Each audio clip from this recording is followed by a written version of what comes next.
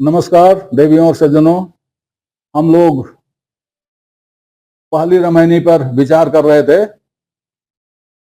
और पहली रामायणी के से संबंधित साखी का प्रकरण चल रहा था, जिसमें यह था कि राम नाम जाने बिना भव बोध मुआ संसार। देखिए महात्मा तुलसीदास जी क्या कहते हैं राम नाम जानने के क्रम में। वो कहते हैं, कहत सकल घट राम में तो खोजत कही काज, तुलसी कह यह कुमत सुन उर आवत अतिलाज। यह कुमत ही है। सकल घट राम में है, यह आप ही कहते हो और फिर आप ही खोजते हो। तुलसी कहते हैं इस कुमत को देख करके मुझे लाज आती है। ये कुमत ही है। ये तुलसीदास भी कहते हैं ये कुमत ही है।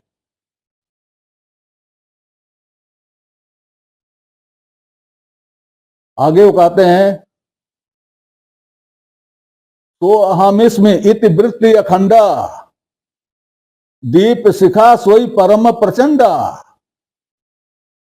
तो अहम अस्मि, वही अहम ब्रह्मास्मि, सो अहम अस्मि, वो मैं ही हूं। इसको तुलसीदास भी परम प्रचंड दीप शिखा कहते हुए कहते हैं सोई वही है ये। फिर भी हम बाहर खोजते हैं। किसी ने कहा, जीव शिव में भेद किम, इतनी है सदैव, बद्ध दशा में जीव कही, मोक्ष दशा में शिव। वही है, बंधा रहता है तो जीव है, मुक्त हो गया तो शिव हो गया। यही है। अब इसको हम कहते तो हैं लेकिन जानते और मानते नहीं। किसी शायर ने कहा है, सरापा आरजू होने ने बंदा कर दिया मुझको, वगरना हम खुदा थे, गर दिले बेमुद्दा होते। सर से पैर तक इच्छाओं से ढके होने के नाते हम बंदे हो गए। अगर इच्छाएं ना होती तो हम खुदा थे।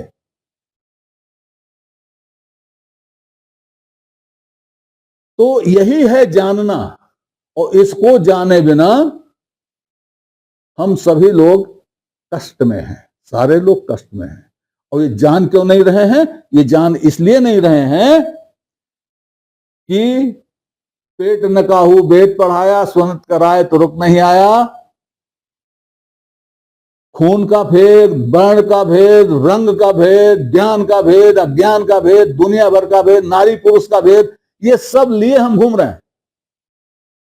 जब तक ये सब लिए घूमते रहेंगे तब तक राम नाम का भेद जान ही नहीं पाएंगे। क्योंकि आगे कहा है कबीर साहब ने, कुल खोए कुल उबरे, कुल राखे कुल जाए, राम निकुल कुल भेंट ले, सब घट रहा समाए। चार ही तरह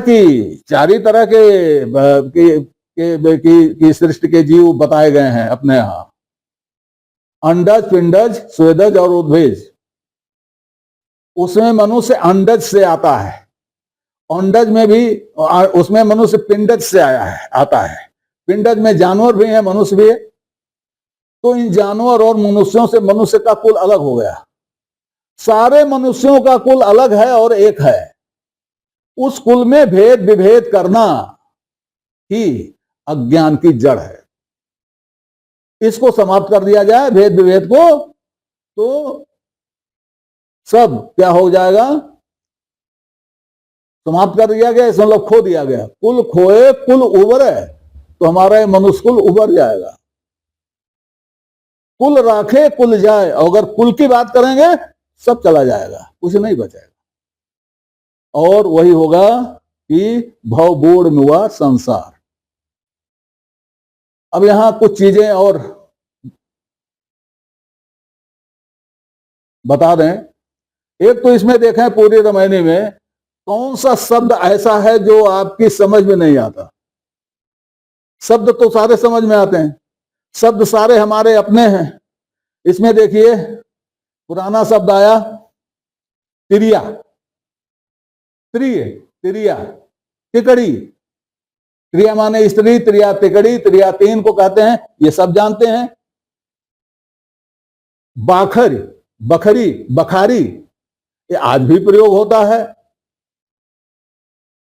ठहर, पाठ, ठहर माने रुकना, सब लोग जानते हैं। पाठ माने विस्तार, हाँ वो पाठ भूल गए जो बाखरी वाला पाठ है। नदी की चौड़ाई को पाठ कहते हैं, तालाब की चौड़ाई को पाठ कहते हैं, प्रयोग भी होता है। नदी का पाठ कितना है, कहा इतना है। नदी का पाठ लंबा है, नदी का पाठ छोटा है, कहते हैं जैसे पाठ लंबाई होता है वैसे गहराई होती। अब वो बाखर वाला पाठ क्या है? हमने बाखर बनाते देखा है, आप लोगों में से बहुत ने देखा होगा, मिट्टी की बनती थी। चलिए पहले मिट्टी की बात करते हैं। मिट्टी की बनती थी, लंबे पाटे बनाए जाते थे, उनको पाटा कहते थे। पट्टियां जैसे आट ढाला जाता है, ओल ओल ढाला जाता है, वैसे ही मिट्टी का ढाला जाता था। उसके बाद वो थोड़ा कड़ा हो जाता था, लेकिन ज्यादा कड़ा नहीं होता था, तब उसको बाखर के रद्दे के रूप में चिपका दिया जाता था। तो एक जब पाट पूरा गोलाई में चिपक जाता था तो उसको एक पाट कहते थे। इस तरह से होता था। कितने पाट की बकरी है? 14 की है, 15 की है, 16 की है, 20 की है, ये पाठ होता था। उसको आप ईंटे का रद्दा समझ लीजिए, मिट्टी की दीवार का रद्दा समझ लीजिए, और वही जो है बाखर का जो बनती थी अनाज वगैरह रखने के लिए, उसका पाठ होता था, उसको पाटा कहते ही थे।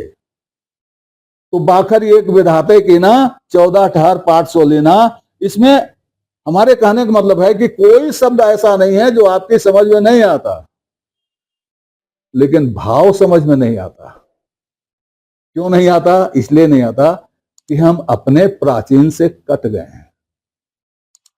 हम जिस संस्कृति में रह रहे हैं, जिस समाज में रह रहे हैं, जिस माहौल में रह रहे हैं, वो बहुत आगे निकल गया है पीछे वाले को छोड़कर, इसलिए हम इसको समझ नहीं पाते हैं। मेरा ख्याल है कि पहली रामायणी में बहुत कुछ कह दिया गया। अब दूसरी रामायणी का प्रारंभ करते हैं। बीजक की दूसरी रामायणी जो ग्रंथावली की 54वीं रामायणी है, तो इसका पाठ एक कर दे रहे हैं। आप इसमें देखेंगे जीव और जीभ वाली चीज वो पहले ही आ जा रही है। जीव रूप एक अंतर्वासा, अंतर ज्योत कीन्ह प्रकाशा, इच्छा रूप नारी अवतरी, तासु नाम गायत्री धरी, तेहि नारी के पुत्र तीन भयउ, ब्रह्मा विष्णु महेश्वर नाऊ। फिर ब्रह्म पूछल महतारी, को तोर पुरुष के कर तू नारी, तुम हम तुम और न कोई, तुम ही से पुरुष हमें तोरी जोई। बाप पूत की एक नारी, एक माय बियाय, ऐसा पूत सपूत न देखा, जो बाप ही चीन्ह धाय। ये दूसरी रामायणी है। अब देखिए इसमें पहली रामायणी से क्या क्या संदर्भ आ रहा है। एक तो जीव आ रहा है, अगर वहां जीव माने तो जीव आ रहा है। दूसरा ज्योति आ ही रही है पहली रामायणी वाली, इच्छा आ ही रही है पहली रामायणी वाली, और ब्रह्मा विष्णु महेश्वर ये आ ही रहे हैं। तो वही पहली रामायणी का ही यहां या तो विस्तार हो रहा है, या उसे किसी और तरीके से कहा जाएगा, या उसे स्पष्ट किया जाएगा, क्योंकि शब्दावली वही है। इसको समझने की जरूरत उसी तरह से है जैसे पहली रामायणी को।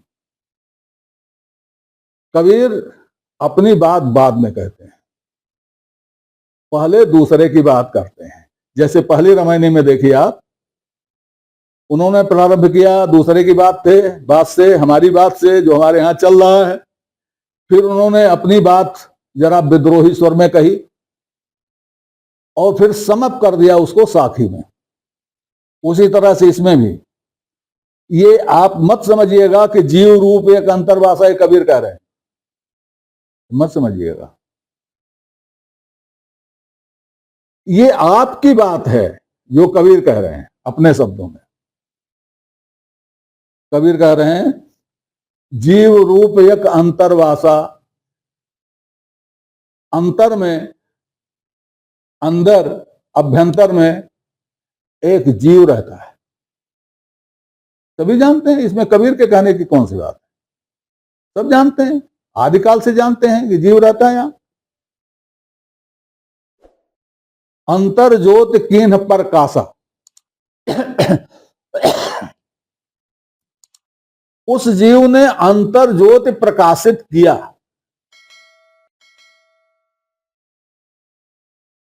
भूतकाल हो गया, प्रकाशित किया, प्रकाशित करता है, प्रकाशित करेगा। अब यहां क्या समझा जाए, अंतर ज्योत कीन्ह पर, जीव रूप एक अंतर्भाषा, अंतर ज्योत कीन्ह प्रकाशा। क्या पहले प्रकाशित किया था, अब नहीं करता, प्रारंभ से ही प्रकाशित करता आ रहा है। अभ्यंतर में एक जीव है जो अंतर ज्योत प्रकाशित करता है, करता था और करता रहेगा।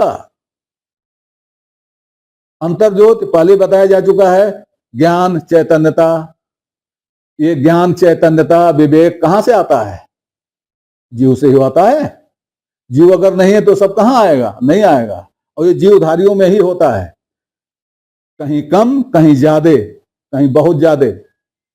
और जीवधारियों में भी आपस में कहीं कम कहीं ज्यादा, कहीं कम कहीं ज्यादा होता ही है, लेकिन होता सब में है। ये ज्ञान चैतन्यता ये सब में होती है। अगर चैतन्यता नहीं है तो जीव है ही नहीं। जीव का प्रमुख लक्षण ही चैतन्यता है, और निर्जीव का लक्षण जड़ता है। तो जीव रूप एक अंतर्भाषा, अंतर ज्योत कीन्ह प्रकाशा। उसने अंतर ज्योत प्रकाशित किया,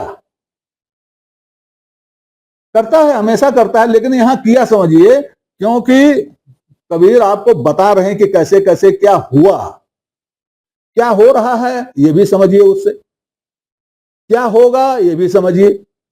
लेकिन बहुत कुछ हो चुका है, तो जो हो चुका है वह बताने के लिए तो आपको उसको यही समझना पड़ेगा कि प्रकाशित किया। तो जीव रूप जो एक अंदर में है उसने अंतर ज्योति को प्रकाशित किया। तो जब प्रकाशित किया तब क्या हुआ, इच्छा रूप नारी अवतरी, इच्छा रूपी नारी प्रकट हो गई। कब प्रकट हुई, बहुत पहले, सतयुग में नहीं, तब भी प्रकट हुई, आज भी प्रकट होती है। बच्चा पैदा होता है तो पहला काम क्या करता है, रोता है। किस लिए रोता है, उसकी कोई इच्छा होती है, उसके लिए रोता है। तो जैसे ही प्रकाशित होता है अंतर्ज्योत, गर्भ के अंदर ही जीव जैसे ही आता है वैसे ही शरीर आती है। बच्चा जीव के साथ ही आता है, और जैसे जीव आता है तैसे अंतर्ज्योत प्रकाशित हो जाती है। तभी से उस जीव की इच्छा होती है, और गर्भ में उसका भरण पोषण उसकी इच्छा के अनुसार उसकी मां करती है, मां द्वारा पोषित होता है। तो जीव रूप एक अंतर्भाषा, वो अंतर्ज्योत, उसके अंतर्ज्योत के प्रकाश से ही शरीर का निर्माण होता है, और अंदर ही उसकी इच्छाएं भी होती हैं और इच्छाएं पूरी होती रहती हैं। तो इच्छा रूप नारी अवतरी, अंतर्ज्योत हुई, फिर इच्छा उत्पन्न हो गई। आज यहीं तक, आ गई फिर दूसरी रामायणी पर वार्ता जारी रहेगी। तब तक के लिए नमस्कार। आपसे निवेदन है कि श्रृंखला को अपनी लाइक दें, इसको सब्सक्राइब करें और कमेंट बॉक्स में जाकर अपनी टिप्पणी प्रस्तुत करें, अपनी जिज्ञासा व्यक्त करें, अपने प्रश्न पूछें। यथा समय आपकी जिज्ञासाओं और प्रश्नों का समाधान करने का प्रयास किया जाए। धन्यवाद।